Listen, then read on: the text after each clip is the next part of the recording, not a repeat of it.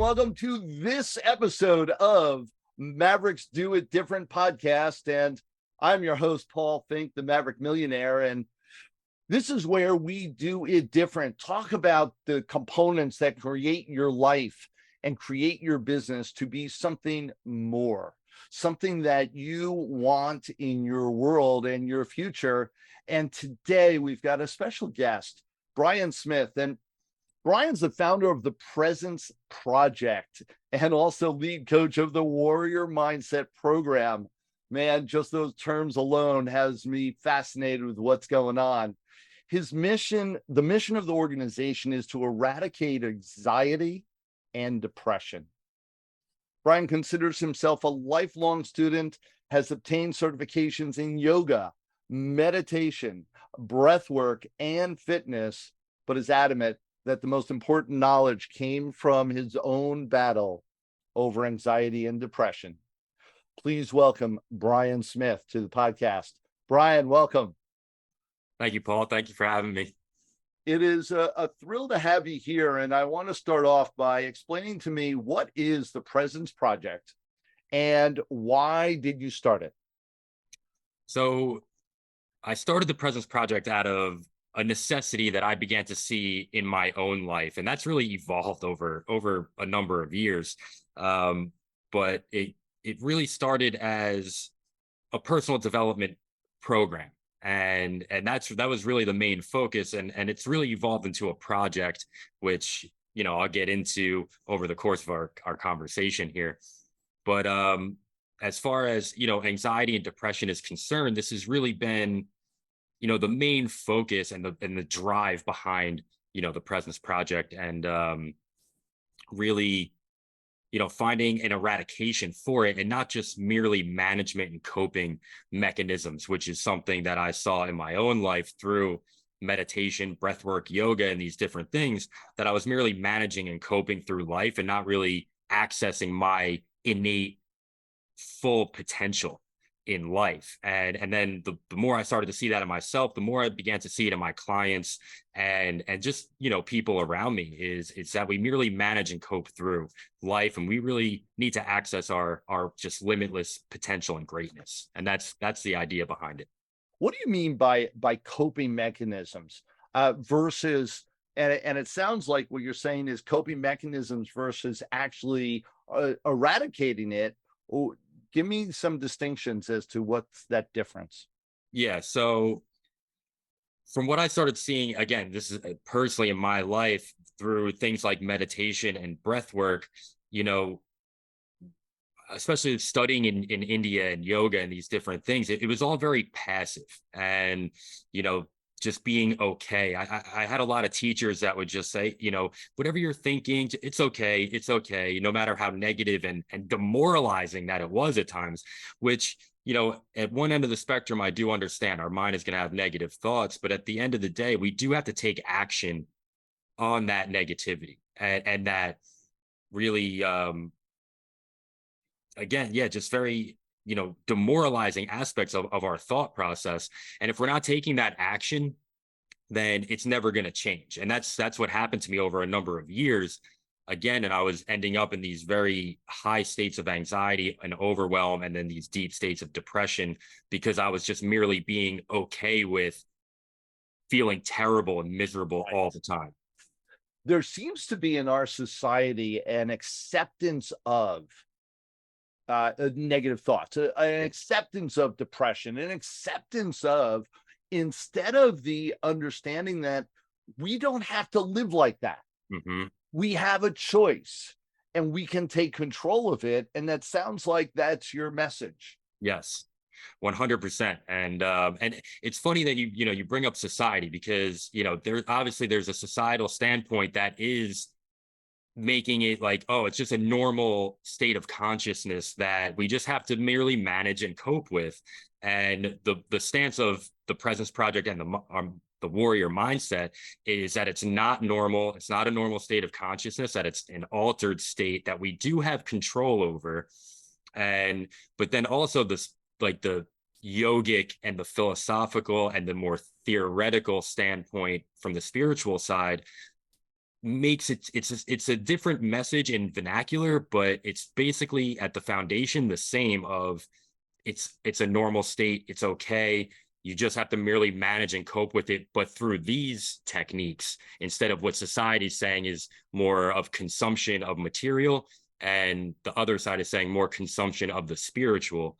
But there's somewhere in between, and that's taking action on our own thought process.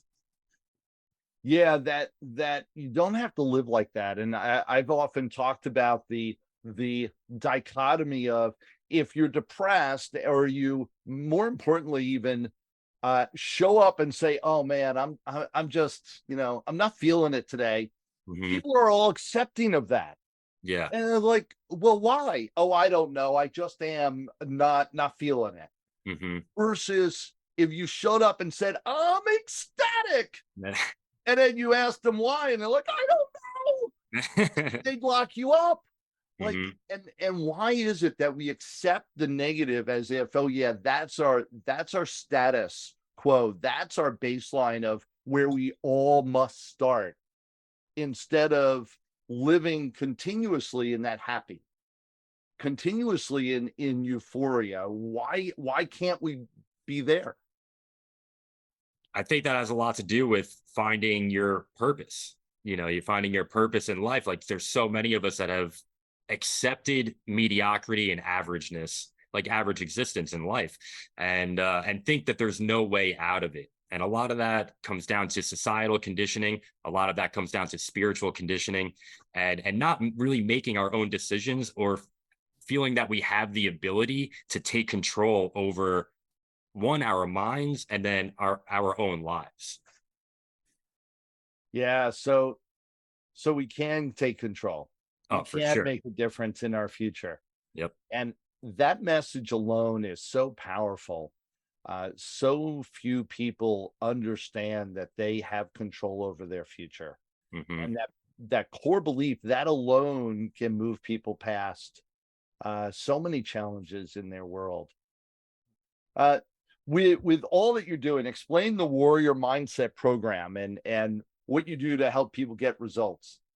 So the warrior mindset, I like to call it the warrior mindset. This is a really popular word right now, having this warrior mindset. And I love it. And it just resonates so deep with me.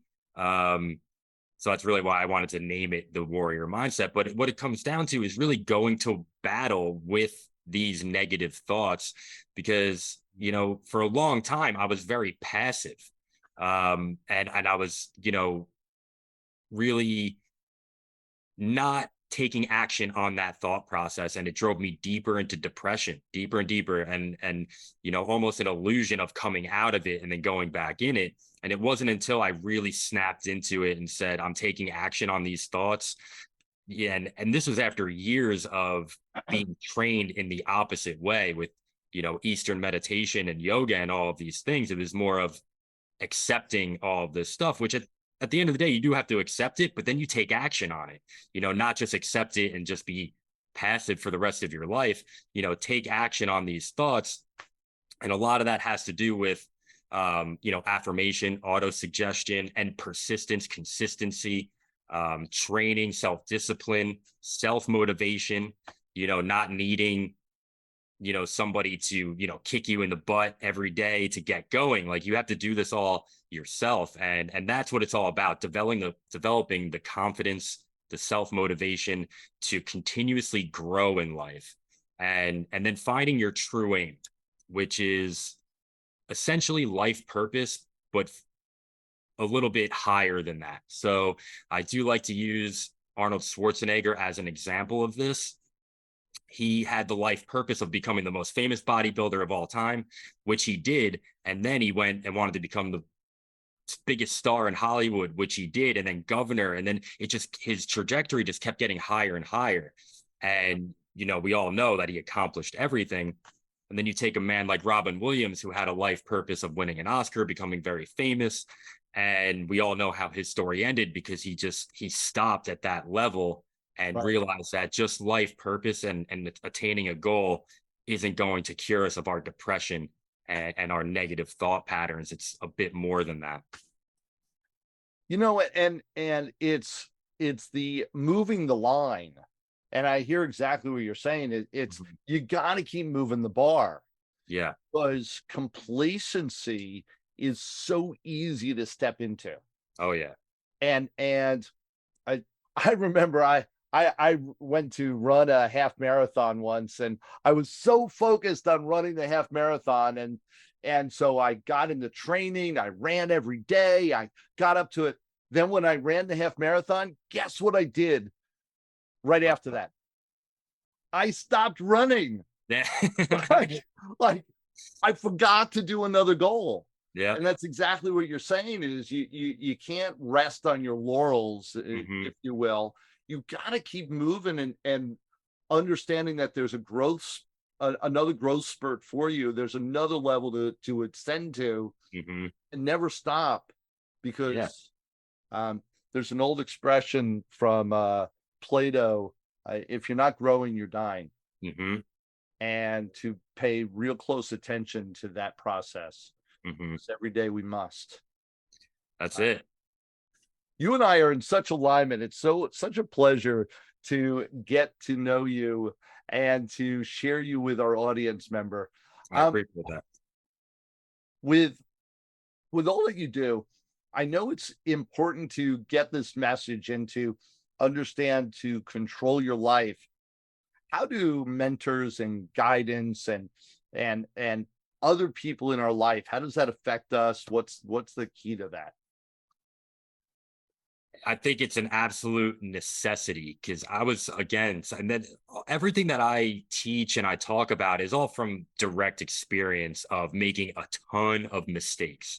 And luckily, having the awareness to own up to those mistakes and then remedy them in some way. So I was always somebody who really wanted to do everything on my own, and it was a key reason for overwhelm, for anxiety, and then driving me into depression, because I was just staying stuck with my own limited perspective. And that's the biggest thing of having mentors, having guidance. Your perspective expands in so many different ways, and it just unlocks different levels of your own thinking. And it's not about adopting somebody else's perspective. It's listening to somebody else's perspective to expand your own, and to come up with your own ideas, your own equation. I like to say, like, in the warrior mindset, we're trying to find our equation for development, for personal development and expansion.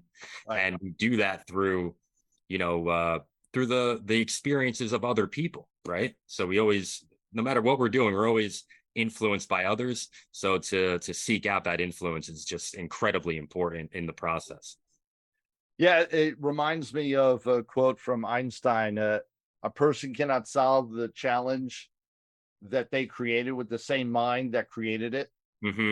And so you need that stimulus from the outside world to create new synapses, create new ideas that help you move forward to the next level, to move forward to solve those challenges that you ended up immersed in. Which is that overwhelm and that anxiety and that depression that can set in. It's so amazing. And I went through a similar journey in my early years. I was very much a independent, listen, I'll do it myself. I got this. And knowing that you cannot grow in isolation. You've got to have that stimulus and that collaboration with other people to create the next level of what you want to accomplish. And it's so easy to get caught in your chit chat. Oh yeah, for sure. Fascinating component. And we've talked so much with your presence project and your warrior mindset. Anything that you'd like to share with the audience as far as who you are and what you do and what makes you different? So what makes me different is I've developed my own experience and perspective on things like, for example, meditation, breathwork, and how to make them really practical and effective. So a lot of the times when it comes to like these spiritual modalities, we have this this image that pops in our head, and maybe a lot of judgment, and that it's like this woo woo stuff, even though like now there's tons of science to back it up. But Right. but there's also this other component where we think that we have to compartmentalize everything. So I really have been able to like merge everything together into one practice, and then take away some of the, more esoteric components that really make everything so confusing. And then also all the information out there on every subject, at a click of a button. I hear it all the time with meditation. I'll Google meditation. There's so much information that I'm overwhelmed. Right. So we live in this time where having all the information is a absolute blessing. We have all the information from human history right here on our computers. Right. And it also has this negative effect of, I like to call it analysis paralysis, where we just read, dive into more information. We never actually implement. So implementing the information in the simplest, most effective way is really what the Presence Project is all about. Making this easily digestible and practical for daily use. It's so interesting, and people may have missed it. Only a lot of your training was in India, was in spiritual lands where you absolutely focused in on the real deal, went back to the roots of where this all started. And Yeah. yet it sounds like you've learned to morph that into a new system that can activate in today's society. Yeah. Talk just a little bit about some of that differential, and you've mentioned it, and I'm almost surprised because so many people, oh man, and they'll strut their stuff. Oh, I studied in India, and you almost take it and go, yeah, and Yeah. explain. So that's yeah, I could really go really we could talk about this for quite a while. But I really just started to see that, it doesn't have to be one or the other. It doesn't have to be like I'm a yogi and I meditate for an hour or 2 hours a day, and I do the stretches and all these different things. Or, I spent a lot of time in South America and those traditions. And, it's a lot of it is, spending time by yourself in the woods and doing all these ceremonies and all these different things. And it really takes us away from society. And the whole, the conversation is always, we want to make the world better, right? We want to make the world a better place. We want to help people. And we can't do that if we're retreating from society and going internal just all the time, and not being a part of, the growth process of the collective as a whole. Right. So I started to see that there was this underlying message of retreat instead of, action toward what we see as problems in society, and being able to fuse those two together and be in the middle somewhere. Because like we say, like there's problems in society, there's problems in the spiritual community, and getting somewhere in between that, I think, is really where the answer is. There's a ton of people that are going to gravitate towards you because you aren't that guy. You are not the woo woo, and that you're bringing that information, though, with great understanding and having trained in it, Yeah. into what we might consider the present day, and saying, hey, here's how to utilize it in a real world, day to day, in your life right now, and create a magnitude of results. Yeah. Oh yeah. Lots of results. And it's just, yeah, it's incredibly, just important because, there's so much good, there's so many good people and so much good in the world. And, too often, again, like both sides focus in on like the negative, and the problems. And don't get me wrong, we have to see this, right, and accept it, but then we have to really focus in on, okay, like how can I contribute to the betterment of society in whatever way that is. And we all have our own unique way to do that, and it's finding that. And again, that's more of, the finding our true aim, and then just walking toward it. Love that. Love that. we're going to go right into what I call the lightning round, just to get to for all the audience. And we've got people listening from all around the world to get to know you maybe on a personal level, just a little bit, pull back the curtain. So a couple quick questions. What is your favorite book? My favorite book, I would have to say, is Man and His Symbols by Young. Really? By Carl Jung. Yeah, he's one of my favorites. Love that. Love the author.